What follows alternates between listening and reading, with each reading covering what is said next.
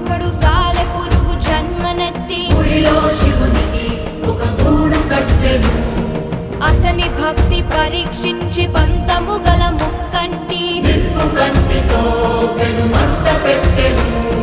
భగ భగ భగ మండే లింగము కాపాడ సాలె పురుగు మంట దూకి ప్రాణమొదలగా శివుడు కనికరించి హృదయాన చోటునిచ్చి కాళహస్తి పేరు మొదట శ్రీని చేచి శివుడు శిఖోహమనునాదమే నింగి ధ్వనించే పరమేశ్వర లీలతో నీలకరించే లీలా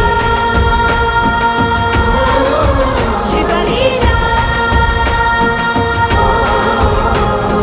పలికేలా దీవించు నీలగంధరా శంకరా శివ శంకరా శాంభవా అభయంకరా.